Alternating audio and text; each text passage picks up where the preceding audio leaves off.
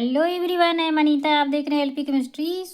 हम लोग पढ़ रहे हैं कार्बोहाइड्रेट का ये आज लास्ट लेक्चर पढ़ेंगे। स्टार्च कार्बोहाइड्रेट पूरा ख़त्म हो चुका है। जो लोग न्यू है वो प्लीज़ जाके देखिए।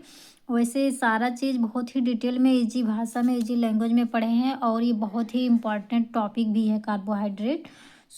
हम लोग पढ़ेंगे आज स्टार्च। ठीक।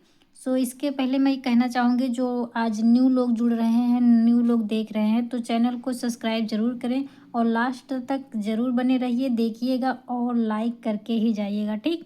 सो अभी स्टार्ट करते हैं स्टार्च। वैसे स्टार्च क्या होता है हम लोग को पता है, बट जनरली वैसे डेली खाते भी हैं और केवल जानते नहीं हैं, बट उसको आपको पता है, केवल उसका नाम नहीं पता है कि हाँ यही स्टार्च है। कुछ लोग को तो पता ही होगा, बट कुछ लोग हैं जिनको नहीं पता होगा। स्टार्च वही होता है। ये स्टार्च चावल में पाया जाता है, जो कि हम डेली खाते हैं। आलू, जो कोई सब्जी बना के खाते हैं, उसमें पाया जाता है, आलू में। एंड ये पाया जाता है मक्का, जो मक्का भी रहता है, भून के खाते हैं, या फिर उसका आटा पिसवा के रोटी भी बनता है। ठीक है, उसमें भी पाया जाता है। ठीक, ये स्टार्च। हम लोग पढ़ रहे थे कार्बोहाइड्रेट में पढ़ रहे थे सेलुलोज। ठीक है, सेलुलोज तो पढ़ ही रहे थे, बट उसके पहले ये सारा स्टार्च आता किस में है? पॉलीसेकेराइड में। ठीक है, पॉलीसेकेराइड में आता है। और पॉलीसेकेराइड दो तरीके से होता है, एक होमोपॉलीसेकेराइड, एक हेट्रोपॉलीसेकेराइड। होमोपॉलीसेकेराइड में सारे जितने भी ग्लूकोज जितने भी मोनोसेकेराइड होते हैं वो सारे सेम होते हैं। और पॉलीसेकेराइड में डिफरेंट डिफरेंट के मोनोसेकेराइड मिलके हेट्रोपॉलीसेकेराइड बनाते हैं। ठीक, ये सब हम लोग तो पढ़ चुके हैं, बट इसको स्टार्ट करने से पहले थोड़ा सा बता दें जिससे और डिटेल में समझ में आएगा। जो होमोपॉलीसेकेराइड होता है उसमें दो आता है मेनली, वैसे काफ़ी हैं, बट जो पेपर में पूछा जाता है ज़्यादातर, तो उसमें आता है होमोपॉलीसेकेराइड में हमारा सेलुलोज और स्टार्च। ठीक है, तो सेलुलोज को हम लोग पढ़ चुके हैं और आज स्टार्ट कर रहे हैं स्टार्च। ठीक, जो सेलुलोज नहीं देखे हैं वो सेलुलोज ज़रूर जाके देखें। और अभी स्टार्ट कर रहे हैं स्टार्च हमारा जैसे कि आलू में और मक्का में एंड चावल में, गेहूं में भी पाया जाता है। ठीक है, स्टार्च को एक चीज़ बहुत फेवरेट है, ये भी पूछता है पीजीटी में कि स्टार्च को हम मतलब कैसे पहचाने। ठीक है, कि किसी भी वस्तु में जैसे चावल में स्टार्च है, ये कैसे पहचानेंगे। ये इसका प्रैक्टिकल भी है और ये वैसे मेनली बीएससी सेकंड सेमेस्टर का पढ़ा रहे हैं, तो उसमें प्रैक्टिकल भी उसमें भी है और अदर में भी है, पीजीटी में भी आता है कि किसी भी चीज़ में, यानी कि जैसे चावल हुआ या आलू हुआ, मक्का में स्टार्च मिल रहा है, ये कैसे हम पहचानेंगे। ठीक, या फिर हम बोल देते हैं आयोडीन टेस्ट करके कैसे पहचानते हैं, इस तरह से रहता है। वो तो नाम से ही पता चल गया कि आयोडीन टेस्ट करके, बट कभी कभी दे देता है कि स्टार्च को हम कैसे पहचानेंगे कि किसी भी वस्तु में स्टार्च पाया जा रहा है। ठीक, तो हम कैसे पहचानते हैं? आयोडीन टेस्ट करके। ठीक, आयोडीन टेस्ट करके कैसे जानते हैं? जब भी हमें अगर स्टार्च को जानना रहता है किस में पाया जाता है, तो उसमें हम थोड़ा सा आयोडीन मिला देते हैं। ठीक है, जब हम आयोडीन मिलाते हैं तो उसका कलर जो रहता है, जैसे चावल थोड़ी देर के लिए चावल ले रहे हैं। ठीक, चावल में यदि हम आयोडीन को डालेंगे तो चावल वैसे तो वाइट होता है, लेकिन जैसे ही हम आयोडीन को उसमें डालेंगे तो वो चावल का कलर जो होता है नीला काला हो जाता है। ठीक, नीला मतलब एकदम गाढ़ा काला रहेगा, एकदम गाढ़ा नीला रहेगा, एकदम डीप ब्लू। तो ब्लू जो रहता है, डीप ब्लू, तो थोड़ा सा काला में ही आ जाता है, तो इस वजह से नीला काला कहा जाता है। ठीक है, वैसे तो नीला ही रहेगा, बट बहुत ही डीप, या तो ज़्यादातर आप समझ सकते हैं, लड़कियां ज़्यादा समझेंगी, नेवी ब्लू। ठीक है, नेवी ब्लू एकदम थोड़ा काले में आ जाता है। तो आप जनरली यही जानिए ना कि मतलब किसी भी चीज़ में स्टार्च प्रेजेंट है, इसको कैसे जानेंगे? तो उसमें आयोडीन डालेंगे, यदि उसका कलर नीला काला हो जाता है तो जान जाते हैं कि स्टार्च प्रेजेंट है। ठीक, इतना तो आपको पता चल गया कि मतलब कि वैसे ये भी पेपर में आता है। आप ऐसा ना सोचिए कि इसी को केवल इसका स्ट्रक्चर, फॉर्मेशन यही सब बता दिया जाए। ये सब आता है, आप लोग को ये भी जानना ज़रूरी ही है, ठीक है। और एमाइलोज जो होता है ये किसी भी प्लांट में ऊर्जा के रूप में मतलब ऊर्जा के रूप में रहता है वहाँ पे, ठीक है। और प्लांट को, पौधे को एनर्जी भी देता है, ठीक। और ये ग्लूकोज से बना रहता है, स्टार्च, ठीक। ये हो गया आपका। और आपका ये होता है कि ये जो स्टार्च है ये वाटर में घुलनशील है, मतलब सॉल्युबल है, वाटर में घुल जाता है, ठीक है। फिर इसको किसी भी चीज़ में अगर मिला दिया जाए ना तो वो उसका रूप गाढ़ा कर देता है। जैसे अभी हम सॉस खाते हैं, चाउमीन हो गया या फिर और भी कोई चीज़ रहता है तो उसमें हम सॉस डालते हैं, तो सॉस में भी ये स्टार्च डाला रहता है, क्योंकि उसका जो इतना स्टिकी और गाढ़ा गाढ़ा सा बना रहता है वो उसका लिक्विड, उसमें स्टार्च वगैरह डाल के वो उतना गाढ़ा बनाया जाता है, ठीक है। सूप हो गया उसमें भी पड़ता है, ठीक। सो ये सब बातें हो गई। अब पढ़ते हैं मेन चीज़। मेन ये भी है, ये सब आयोडीन टेस्ट ये सब बहुत ही इंपॉर्टेंट है, ये पेपर में आता भी है, ठीक है। इसको कम मत समझिएगा, इसको भी याद करिए जो हमने बताया। बाकी समझ में आया तो ठीक है, अगर नहीं थोड़ा बहुत डाउट है तो लेक्चर को पीछे करके आप फिर से देख सकते हैं, ठीक। अभी के लिए हम लोग स्टार्ट करते हैं स्टार्च का ये सब, जिसको आप पेपर में लिखेंगे। बीएससी सेकंड सेमेस्टर है तो उसमें लिखना ही पड़ेगा, बट पीजीटी वालों के लिए बहुत ही इम्पोर्टेंट उनके लिए भी है, वो अपना खुद का नोट्स बनाएं। उसमें तो ये सब ज़रूर पूछता है कि कहाँ से लिंकेज होता है, कौन कौन सा बॉन्ड रहता है, ठीक। सो स्टार्ट करते हैं अपना स्टार्च। देखिएगा, स्टार्च कंसिस्ट ऑफ एमाइलोज। क्या कह रहा है कि जो स्टार्च होता है वो एमाइलोज, स्टार्च में एमाइलोज प्रेजेंट होता है। कंसिस्ट मतलब धारण करता है, उसमें रहता है, तो उसमें ये भी बोल सकते हैं कि उसमें रहता है, प्रेजेंट रहता है, ठीक। स्टार्च में एमाइलोज प्रेजेंट रहता है, विच इज, जो कि ए लीनियर चेन, मतलब कि एमाइलोज में स्टार्च में एमाइलोज, एक मिनट ठीक है, क्या हम भी एकदम कंफ्यूज हो जाते हैं, सॉरी। देखिए क्या होता है कि स्टार्च जो है एमाइलोज प्रेजेंट होता है, जो कि एक लीनियर चेन बनाता है, ठीक है। अभी देखिए इसमें स्टार्च में दो चीज़ मिले रहते हैं, एक एमाइलोज, एक एमाइलोपेक्टिन, दो चीज़ मिला रहता है, दोनों ही साथ में ही रहते हैं स्टार्च में, ठीक। लेकिन ये बोल रहा है कि इसमें जो एमाइलोज होता है उसका जो स्ट्रक्चर बना रहता है वो लीनियर होता है, ठीक। लीनियर बोल देंगे तब भी सही, चेन फॉर्म में होता है, मतलब एक ही लाइन में रहता है, सीधा रहता है, स्ट्रेट लाइन बोल सकते हैं, स्ट्रेट रहता है। सो एमाइलोज का स्ट्रक्चर होता है, कैसे होता है, स्ट्रेट या फिर लीनियर, दोनों बोल सकते हैं, ठीक। सो लीनियर चेन होता है। और क्या है आप, ये अल्फ़ा ग्लूकोज यूनिट, मतलब कि लीनियर होता है और अल्फ़ा ग्लूकोज मिलके बना होता है, और विथ किसके साथ, अल्फ़ा 1,4 लिंकेज, मतलब जब ये इसमें ऐसा एक दो मिलके तो बने नहीं रहते हैं, ये अनगिनत अल्फ़ा ग्लूकोज मिले रहते हैं, ठीक, ढेर सारे मिले रहते हैं, और ये चेन फॉर्म बनाता है। तो जब एक ग्लूकोज का स्ट्रक्चर तो पता ही होगा, नहीं पता तो पीछे देखिए, बट हम यहाँ पे समझा रहे हैं कि जो ग्लूकोज होता है एक स्ट्रक्चर, वो दूसरे स्ट्रक्चर से लिंक होता है, जुड़ता है, ठीक। फिर ये दूसरा तीसरे से, तीसरा चौथे से, ऐसे करके जुड़ता रहता है। तो जहाँ पे जुड़ता है उसे हम बोलते हैं अल्फ़ा 1,4 लिंकेज, ठीक है, उसे बोलेंगे अल्फ़ा 1,4 लिंकेज। इसे आप हाईलाइट ही कर लीजिए क्योंकि ये सब बहुत ही इम्पोर्टेंट है, ठीक। और किससे बनता है, अल्फ़ा ग्लूकोज मिलके बनता है, और जहाँ पे जुड़ता है उसे हम अल्फ़ा 1,4 लिंकेज बोलते हैं। एंड अदर कंसिस्ट एमाइलोपेक्टिन, मतलब ये एमाइलोज और एमाइलोपेक्टिन मिलता है। जो एमाइलोज होता है उसके बारे में ये इतना हो गया, बाकी जो दूसरा पार्ट है हमारा, एमाइलोपेक्टिन भी होता है स्टार्च में।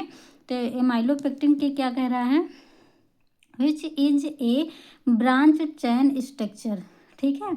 इसमें देखिए एमाइलोज जो है वो लीनियर चैन बनाता है, लेकिन तो एमाइलोपेक्टिन जो है ब्रांच स्ट्रक्चर बनाता है, ठीक, ब्रांच चैन स्ट्रक्चर बनाता है, मतलब कि ये जो रहेगा सीधा ही रहेगा, बट जो एमाइलोपेक्टिन है वो सीधा रहेगा, फिर उसके नीचे से भी जुड़ा रहेगा, फिर इधर जाएगा, फिर उसके नीचे से भी जुड़ा रहेगा। अभी इसका स्ट्रक्चर भी देखते हैं, अधिक समझ आएगा। ठीक, अभी जितना बता रहे हैं उतना समझते जाइए। ठीक है, सो ये हो क्या कैसे होता है माइलोपेक्टिन? ब्रांच चेन स्ट्रक्चर बनाता है। और ये कहाँ से जुड़ता है? इसमें दो जगह से जुड़ता है। जब ब्रांच बन रहा है तो दो जगह से जुड़ेगा ही। ये देखिए, जो ये है एमाइलोज, केवल अल्फ़ा 1,4 से ही जुड़ते जुड़ते चला जाता है, तब ये चेन बनाता है। बट ये इसमें क्या होता है? इसमें होता है, एक तो अल्फ़ा 1,4 बनता है। ठीक, अल्फ़ा 1,4 से लिंक करता है। दूसरा क्या होता है? एंड अल्फ़ा 1,6 लिंकेज होता है। ठीक, ये देखिए, इसमें ये दोनों पे क्वेश्चन जरूर बनेगा। ठीक, इसमें क्या होता है माइलोपेक्टिन में? ये ब्रांच होता है और ये जुड़ता कहाँ से है? अल्फ़ा 1,4 एंड अल्फ़ा 1,6 लिंकेज से जुड़ता है। ठीक, इसका मॉलिक्यूलर वेट कितना होता है? It is molecular weight nearly 10⁻7 to 10⁻8 gram per mole होता है। ठीक, सो इतना आई होप आप लोग को समझ आया है। ये थोड़ा ही लिखे हैं, जितना इम्पॉर्टेंट है उतना ही लिखे हैं, यही से क्वेश्चन बनता है। ये एमाइलोज के बारे में अल्फ़ा ग्लूकोज से बनता है, और एमाइलोपेक्टिन भी अल्फ़ा ग्लूकोज से ही बनेगा। ठीक है, लेकिन इसमें क्या होता है कि ये जॉइंट दो दो हो जाता है। एक जगह से 1,4 से होता है, दूसरा जो रहता है अल्फ़ा 1,6 लिंकेज होता है। ठीक, इसका स्ट्रक्चर देखते हैं और अच्छे से समझ जाएगा। ठीक, इसमें एमाइलोज में ये दोनों से याद करिए, और एमाइलोपेक्टिन में अल्फ़ा 1,4 एंड अल्फ़ा 1,6 लिंकेज होता है। ठीक, सो देखते हैं स्ट्रक्चर। ये देखिए, एमाइलोज का फॉर्मेशन कैसे होता है यहाँ से देखेंगे। पहले तो हमें ग्लूकोज का स्ट्रक्चर पता होना चाहिए। तो हम अल्फ़ा डी ग्लूकोज का हावर्थ प्रोजेक्शन बनाए हैं। तो इसमें जो एमाइलोज स्ट्रक्चर बनता है, अभी हम लोग ने पढ़ा है कि उसमें अल्फ़ा डी ग्लूकोज ही मिलके एमाइलोज बनता है। तो जो भी सारे लेंगे हम अल्फ़ा डी ग्लूकोज ही लेंगे। ठीक, सो हम एक ही का नाम लिखे हैं, बट ये अल्फ़ा डी ग्लूकोज है और ये भी अल्फ़ा डी ग्लूकोज है, ये भी अल्फ़ा डी ग्लूकोज है, और ढेर सारे मिले भी रहते हैं। इसके जान लीजिए, अगर यहाँ पे इसके आगे भी जुड़ा रहेगा, इसके आगे भी जुड़ा रहेगा। ठीक, तो ऐसा नहीं है कि 3 मिल गया। ये केवल बनाने के लिए, आप ढेर सारा तो बना नहीं सकते ना कॉपी में, बट जितना समझाया जा रहा है, जैसे बता रहे हैं, बस आप समझते जाइए और देखते जाइए। ठीक, सो हम इसके आगे भी और भी ले सकते हैं, बट इतना हम सैंपल कर रहे हैं। सो इतना देखिए ले रहे हैं। सो इसका हम क्या करते हैं? हाइड्रोलिसिस करते हैं। ठीक है, हाइड्रोलिसिस नहीं, इसमें से वाटर निकाल देते हैं हीट करके। ठीक है, हीट करके वाटर निकाल देंगे। कैसे? देखिए, यहाँ पे ढेर सारे लगे रहेंगे। अभी तिल्लिया में 3 लिया गया है। क्या लिए हैं? अल्फ़ा डी ग्लूकोज लिए हैं। ठीक, तो इसमें कौन सा लिंकेज हो रहा था? 1 और 4। तो हम काउंट कहाँ से करते हैं? यहाँ से करते हैं। ठीक है, देखिए, यहाँ से करेंगे तो यहाँ से वैसे केवल 2 ही वाटर नहीं निकलेगा। ठीक है, पहले तो ये काउंट कर लेते हैं, कहाँ से काउंट किया जाता है। ये हमारा पहला कार्बन है, पहला है ये, 2 3 4। ठीक, ये देखिए, इसका चौथा वाला यूज हो रहा है 4 कार्बन का। क्या कर रहे हैं? 4 कार्बन का। एंड इसका देखिए, यहाँ से काउंट है 1 2 3 4 5 6। तो इसका देखिए 1 यूज हो रहा है और इसका 4। तो और ये कौन सा बना है? अल्फ़ा डी ग्लूकोज है। तो इसी वजह से, और डी क्यों हो रहा है? डी क्यों बोल रहे हैं? क्योंकि ये OH नीचे है। ठीक, अगर यहाँ पे बीटा डी ग्लूकोज होता है तो ये OH जो है यहाँ पे आ जाता और हाइड्रोजन नीचे आ जाता। ठीक, तो इसमें इतना जानिए, ये हमारा है D glucose, alpha D glucose. So हम पहले कार्बन से और 4th कार्बन से यहाँ से वाटर निकाल रहे हैं। वैसे सारे में ही है। यहाँ पे देखिए, ये पहला है, तो यहाँ से काउंट करेंगे तो 1 2 3 4। ये हमारा है चौथा। नेक्स्ट करेंगे तो ये भी यहाँ से ही आएगा, 1,4 से ही आएगा। ये यहाँ से निकलेगा, दूसरा इसके बाद वाला जो रहेगा वहाँ से चौथा निकलेगा। ठीक, तो हम यहाँ पे जैसे अनगिनत वाटर निकल रहे हैं, तो वहाँ पे हम बोल देंगे कि N मोल H2O निकल रहा है। ठीक, तो n मोल H2O निकल रहा है, तो यहाँ से देखिए H2O निकल रहा है, तो यहाँ पे हाइड्रोजन ऑक्सीजन बच रहा है। ठीक, यहाँ ऑक्सीजन बचेगा, यहाँ से भी देखिए हाइड्रोजन और OH निकल रहा है, यहाँ का ऑक्सीजन बच गया है। तो अब यहीं से ऐसे करके हम यहाँ से बॉन्ड कर देंगे। ठीक, यहीं से ऐसे बॉन्ड कर देंगे, बट ऑक्सीजन को यहाँ बीच में भी कर देंगे, इससे कोई गलत नहीं होगा। बट आपको इतना समझना है कि जैसे इसको ऑक्सीजन को यहाँ बीच में किए, तो यहाँ से भी ऐसे लाइनिंग करना हुआ हमें, और थक जाते हैं, और यहाँ से भी लाइनिंग करना हुआ। तो ये समझिएगा कि यहाँ पे कोई और ग्रुप नहीं है, यहाँ पे कार्बन नहीं है, यहाँ पे कार्बन नहीं है। यहाँ पे देखिए ऐसे करके यहाँ से खींचा गया, तो यहाँ पे भी कोई कार्बन कुछ भी नहीं है, यहाँ पे भी नहीं है। ठीक, इतना याद रखिएगा। बाकी हम यहाँ से चाहें तो यहाँ से भी ऐसे खींच सकते हैं, कोई गलती नहीं रहेगी, क्योंकि यहाँ से निकल रहा है तो यहाँ से बॉन्ड यहाँ पे आ जाएगा। बट यहाँ पे भी देखिए कुछ नहीं है, तो यहाँ पे तो इस तरह से तो बन ही जाएगा। आप चाहें तो यहाँ से भी कर सकते हैं। ठीक, कोई गलत नहीं रहेगा। बट एक वो होता है कि यहाँ कैसे बनाना है, तो इस तरह से हम बना सकते हैं। ठीक, यहाँ पे तो यहाँ से निकला, यहाँ पे हो गया हमारा क्या चीज़, 1,4 ग्लाइकोसिडिक बॉन्ड, या फिर अल्फ़ा 1,4 ग्लाइकोसिडिक लिंकेज। मतलब ये यहीं पे तो लिंक हो रहा है, जुड़ रहा है, उसी को बोल देंगे लिंकेज। और ये बॉन्ड है तो इसे बोल देंगे glycosidic bond, alpha 1,4 glycosidic bond. ठीक, वैसे यहाँ पे भी आएगा, बट अब यहाँ का तो लिखना नहीं है, लेकिन हम इस तरह से बना दिया गया है, इस ऐसे यहाँ पे कर देंगे n, मतलब ये ऐसे बनते चला जाएगा। ठीक, अब ये फाइनली ये स्ट्रक्चर किस चीज़ का हुआ हमारा, ये स्ट्रक्चर हुआ एमाइलोज का। ठीक, ये पूरा हमारा बन गया एमाइलोज। अब देख लेते हैं एमाइलोपेक्टिन। ये स्ट्रक्चर थोड़ा बड़ा था, तो हमने थोड़ा सा देखिए कैसे कैसे बनाए हैं, बट आप समझने का कोशिश करिएगा, समझिएगा। ये देखिए कैसे है,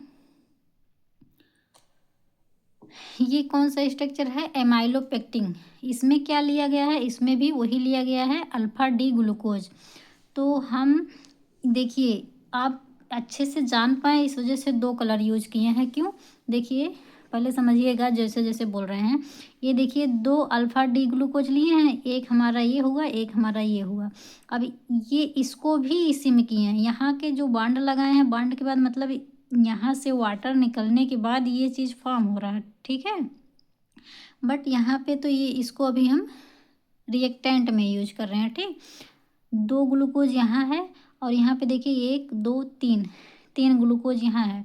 इसको भी हम यहीं पे प्लस करके लिख सकते थे यहाँ पे। ठीक है, इसको भी उठा के यहाँ पे लाइनिंग में लिख सकते थे, लेकिन इसको क्यों लिखे हैं, अभी हम लोग ने पढ़े हैं कि एमाइलोपेक्टिन जो होता है वो ब्रांच होता है, उसमें शाखाएँ पाए जाते हैं। जैसे पेड़ में कई टहनियाँ इधर उधर से निकले रहते हैं, उसको बोलते हैं शाखा, इंग्लिश में कहते हैं ब्रांच। वही चीज़ इसमें है कि इसमें भी शाखा निकले रहते हैं इधर उधर से एमाइलोपेक्टिन में। ठीक है, ठीक है। तो इसको इस वजह से किया गया है कि ये शाखेदार बन सके। ठीक, जैसे अगर इसको यहाँ पे कर देते हैं, तो ये चीज़ अगर समझिए कि उठा के यहाँ किए हैं, तो यहाँ पे जो निकल कहाँ से रहा है, वाटर, 6 कार्बन से वाटर निकल रहा है। उसमें भी पढ़े थे कि 1,4 से और 1,6 से यहाँ पे लिंकेज होता है। तो यहाँ पे देखिए 1,4 तो हो रहा है, यहाँ से काउंट करना, 1 2 3 4, चौथे कार्बन का जो OH है यहाँ निकल रहा है, और यहाँ से फर्स्ट कार्बन का, यहाँ पे तो 1,4 हो रहा है। लेकिन जो 1,6 लिंकेज होता है वो होगा 6 कार्बन से जो अटैच रहेगा हाइड्रोक्सिल ग्रुप, ये OH को हम हाइड्रोक्सिल ग्रुप भी बोलते हैं। सो जो OH 6 कार्बन से अटैच रहेगा वहाँ से निकलेगा, तब हमारा बनेगा 1,6 लिंकेज। ठीक है, सो यहाँ से निकालने के लिए, जिससे ये आसानी से हम यहाँ पे जोड़ भी सकेंगे, अच्छे से साफ साफ दिखेगा, इस वजह से हम इसको तीनों को यहाँ ना लिख के यहाँ नीचे लिख दिए हैं, जिससे आसानी से यहाँ से निकल जाएगा, और ये यहाँ से बॉन्ड जुड़ भी जाएगा, हमारा ब्रांच भी बन जाएगा। ठीक, और ऐसा नहीं है कि यहाँ पे नहीं जुड़ेगा, यहाँ पे भी अदर रहेंगे, यहाँ पे भी अदर रहेगा, ऐसा नहीं है। अभी कैसे समझाएं, 1 मिनट। अभी दीवार ही ले लीजिए ईंट का, तो अगर हम बता रहे हैं कि दीवार, अगर हम दीवार कैसे जुड़ रहा है उसको बताएं, तो उसको बोलेंगे हम ध्यान से देखिएगा कि एक अगर ऐसे करके ईंट है, ठीक है, इस तरह से ईंट है, इसके बाद भी एक ईंट रखेंगे इस तरह से, इसके ऊपर भी ईंट रखेंगे इस तरह से, फिर ऐसे करके बता रहे हैं। बट अगर हम इतने बता दिए तो दीवार इतने से तो थोड़ी ना बन जाएगा, इसके बगल भी रहेगा, इसके बगल भी रहेगा, सारे जगह ना। इधर बता दिए, फिर इसके साइड में भी रहेगा, इधर भी रहेगा, ऊपर भी रहेगा, नीचे भी रहेगा, ठीक है। इसी तरह से ये भी बहुत ही ब्रांच बहुत बड़ा बनता है ये एमाइलोपेक्टिन का स्ट्रक्चर। इसी वजह से तो इसे पॉली बोला जाता है। पॉली मतलब अनगिनत, इनफाइनाइट, बहुत ज़्यादा यूज होने वाला चीज़ रहता है पॉली में, ठीक। सॉरी। सो इस वजह से यहाँ पे भी है, यहाँ पे भी है, इसके इधर भी है ढेर सारे ग्लूकोज, इधर भी, इसके साइड में भी ढेर सारे ग्लूकोज रहेंगे, इसके नीचे भी रहेंगे। बट हम इतना समझाने के लिए केवल इतना ही लिए हैं, ठीक। सो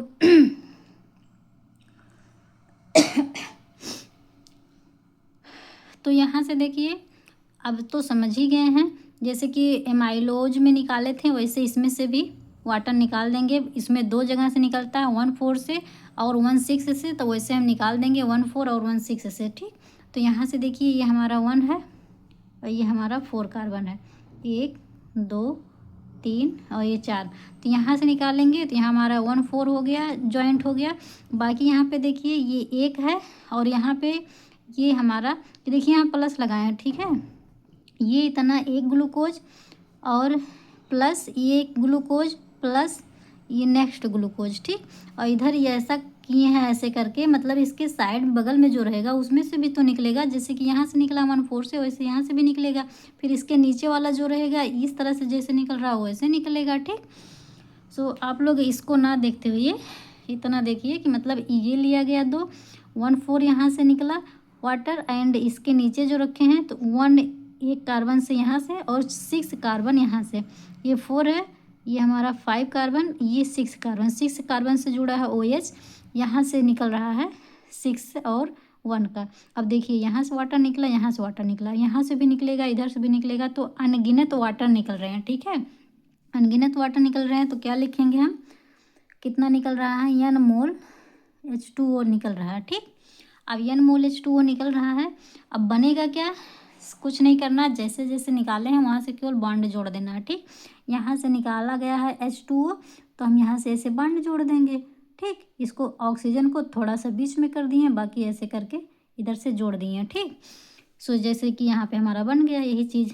अब यहाँ का जो है यहाँ से निकाले हैं, तो यहाँ से देखिए, यहाँ से निकाले हैं, ये वाला तो ये जुड़ गया, बाकी इसके साइड में यहाँ से ये निकला है, तो यहाँ से देखिए, यहाँ से H निकला है, हाइड्रोजन, ये हाइड्रोजन निकला, यहाँ से OH पूरा निकल गया, तो ये यहाँ का बॉन्ड आके ऑक्सीजन से जुड़ गया, जैसे कि यहाँ पे आप देख सकते हैं।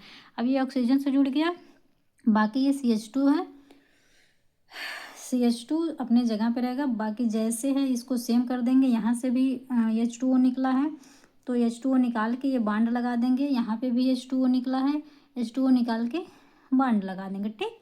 बन गया है आपका कौन सा प्रोडक्ट, ये इतना, ये देखिए, ये इतना, ये यहाँ से लेके ये आपका बन गया एमाइलोपेक्टिन, ठीक है, ठीक। देखिए, ठीक। अब इतना बन गया आपका एमाइलोपेक्टिन, इतना बन गया। अब देखिए ये बॉन्ड जो हमारा ये है, इसको हम बोलते हैं अल्फ़ा लिंकेज और या फिर अल्फ़ा बॉन्ड। ये कौन सा हो रहा है, ये हमारा हो रहा है 1,4, यहाँ पे लिख लीजिए 1,4 लिंकेज। और ये जो है हमारा यहाँ पे क्या हुआ है, 1 अल्फ़ा 1,6 लिंकेज, ठीक है। ये हमारा हुआ अल्फ़ा 1,6 लिंकेज। अब ये आपका हुआ टोटल स्ट्रक्चर किसका, एमाइलोपेक्टिन का, ठीक। आई होप आप लोग को समझ आया है, और अगर थोड़ा सा भी डाउट रह गया है पूरे लेक्चर में तो आप लोग फिर से इसको देखिए, ठीक। बट आज तैयार ज़रूर करिए और 2-3 बार अपने कॉपी में लिखिए और इसको बनाइए, तुरंत याद होगा, ठीक है। 2-3 बार बनाएंगे तो आपको वैसे भी याद हो जाएगा, ठीक। सो आज के लिए इतना ही। वैसे भी ये ख़त्म हो चुका हमारा कार्बोहाइड्रेट। और एक बार फिर से बता देना चाहती हूँ कि जो लोग न्यू हैं वो चैनल को सब्सक्राइब ज़रूर करें। और यहाँ तक देखने के लिए पूरा लेक्चर थैंक यू, बहुत बहुत थैंक्स। एंड लाइक ज़रूर करिएगा, कुछ लोग भूल जाते हैं, प्लीज़ लाइक ज़रूर करिएगा और सब्सक्राइब भी ज़रूर करिए, अपने फ्रेंड्स में शेयर करिए। सो स्वस्थ रहिए, मस्त रहिए और हार्ड वर्क करते रहिए और पढ़ते रहिए। और जैसे जैसे पढ़ते रहेंगे क्लियरिटी आएगी, बिना पढ़े कुछ नहीं होगा। ये बात तो आप लोग जान जाइए। यदि कहीं पे कुछ करना है तो मेहनत तो करना ही पड़ेगा। आप लिखने से ना डरिए और पढ़ने से ना डरिए, क्योंकि मेहनत करेंगे तभी कुछ होगा, ठीक है। सो आज के लिए इतना ही, मिलते हैं नेक्स्ट वीडियो में, तब तक के लिए बाय बाय।